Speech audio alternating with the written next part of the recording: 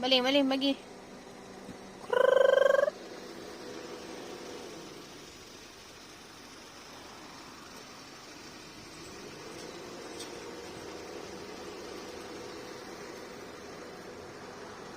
Banyak takut sebab dia banyak kawan. Lagi Mami. Mami. Sekejap. Tu. Korang ada panggil. Kak. Nah, ambil sikit-sikit. Kau ketong sikit-sikit. Kak. Dia takut. Sebab baru lagi. Dah baling kat mana pula tu? Jangan baling masuk mulut pula.